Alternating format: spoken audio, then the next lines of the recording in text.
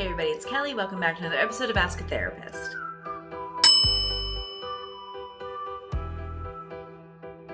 Today, as promised, we're going to start our purity culture series. At the beginning of this series, I want to specifically talk about the lies that purity culture has taught to women and why they are so damaging. We're just going to jump right in.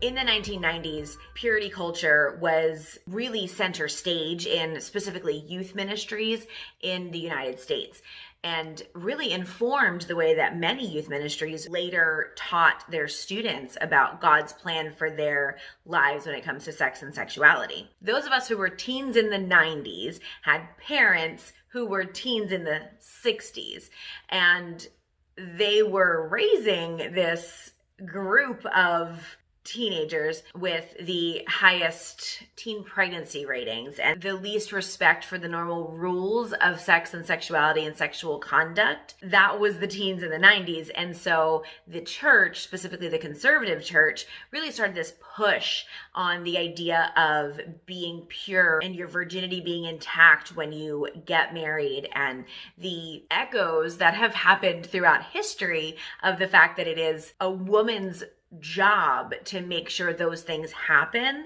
That's where our first lie begins, and that is in the idea that a man's sexual sin is a woman's responsibility. That was conveyed in a lot of different ways, but usually it was conveyed in the expectation of how a woman dresses. So you have teen girls who are wearing, shorter shorts or spaghetti straps, showing any kind of cleavage at all. And the word that was being given to them by the leaders in charge of them was, you need to dress more modestly because men are victims of their own sex drive and women are not. We'll get into that in a minute. But men are victims of their sex drive and they're visually stimulated. So you have to cover up because the Bible says that you shouldn't cause your neighbor to stumble into sin. And when you show your skin, you are causing them to sin. That's it. That's the tweet, y'all. That's the message that was given, is it is the girl's job to be responsible for what the man does.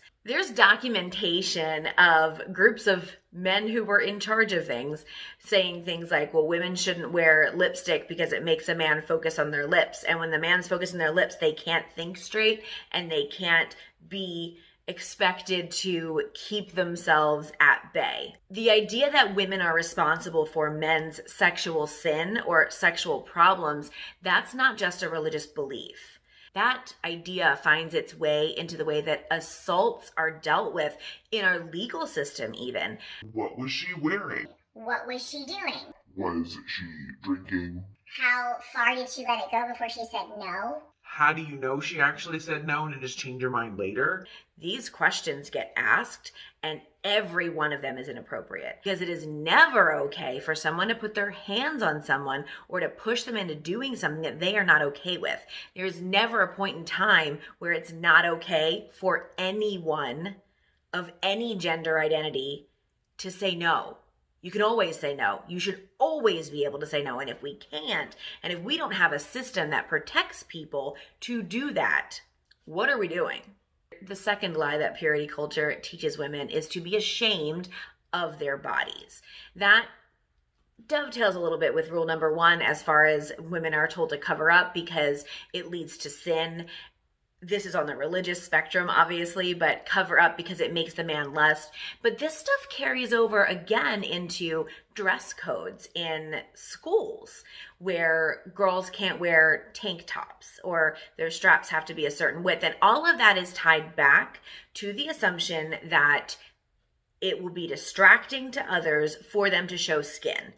If we don't realize why that's problematic, if we don't realize that that message over and over and over again, your body is distracting, your body needs to be covered, you are not being appropriate or proper when you show your body. If we don't understand that that ties people into the idea their bodies are shameful and they should be ashamed of who they are, I don't know how we've missed for so long the idea that we are giving this statement to girls. When we tell someone they have to cover up their body or else they would be looked at as an object, when we tell people they have to hide themselves or else men are just not going to be able to control themselves around them. When we say that your body, you exposing any part of your body is the problem, that teaches them to be ashamed of their bodies.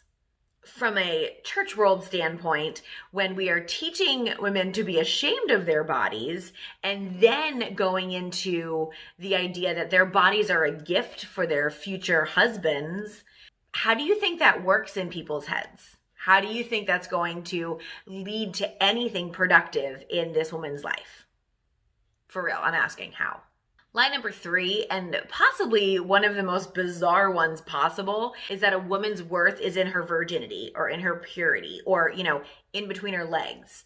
And that's all that matters. It doesn't matter who they are as a person or what they're bringing into their relationship. It doesn't matter what their dreams or hopes or goals are. If they are not in a certain condition when they are married off, then they are worthless. I am worth so much more than what's in between my legs. The idea that women have failed at their job if they have not given themselves wholly and fully to the person that they're marrying. The idea that we convey to young girls from a pretty young age, honestly, when we are expecting that they are putting all their hope and all their dreams and all their significance as a person into this gift they're going to give to their future husband, because those who are teaching this are also teaching that girls marry boys, and that's how it works. When we do that and narrow their focus, we are attempting to control who they are. We are not allowing them to be the fullness of what they can be, because we want them narrowly focused and pinpointed in, ironically, what we tell the men to not be focused on. The damage that creates in a person, and then the years of untangling that damage, that leads into countless ways. Women are embarrassed of their sex drive, that they're told and expected that they do not enjoy sex as much as their husbands do, that if they have a high sex drive, there's something wrong with them, or they're trying to fulfill a need from somewhere else in their lives with sex. I don't know, maybe they just like sex. Maybe they just do.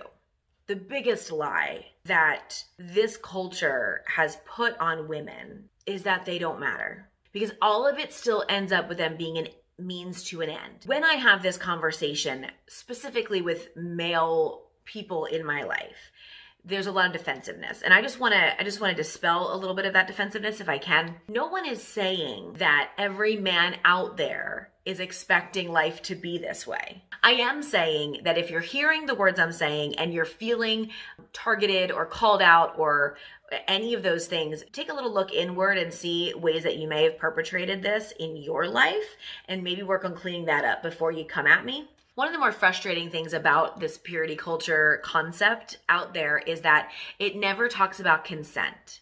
The only time consent is ever talked about in a roundabout kind of way is that a girl will go into this purity pledge idea on her own, but also very rarely do they do it on their own. They do it because they're coerced emotionally, because they hear stories of how they wish they had waited for the one. They hear these stories, and these programs are created to do this. Girls will sign this pledge because that's what they want. And they don't want to have regrets. And before you go brushing this off as something that happened in the 90s and doesn't happen anymore, y'all, as you have heard me say multiple times, I am on a lot of boards and groups of youth ministers, and at least daily, especially in February, there is someone saying, I want to do a purity talk, or I want to do a purity lesson, or how do I deal with this? The word purity makes me want to throw up in my mouth. The things connected to the word purity are gross. The idea that your worth is in your level of pureness before you go into a marriage. First of all, what does that say to people who don't get married? Secondly, what does it say to people who enjoy sex and have sex? Thirdly, what does that say to people who were assaulted? How have they possibly lost their worth through nothing they've ever done? I have a lot to say about the damage the church has done to people, and I will continue to say these things until I no longer have a platform on which to say them. But hear this: the unrepentant damage that the message of purity and sex only being within the marital bed, those messages are harming people. And I'm confused as to how people can call themselves Christians and make those messages known to people and draw those lines in the sand. If you have had any of these messages given to you, if any of this is resonating with you, I would love for you to reach out either privately or publicly if you feel comfortable and share your story. The idea that it has become acceptable to tell women that their worth is in their ability to please their husbands or their ability to save themselves for that one. The idea of saving yourself, that's such a weird concept to me because it says nothing of emotional intimacy. It says nothing of intellectual intimacy.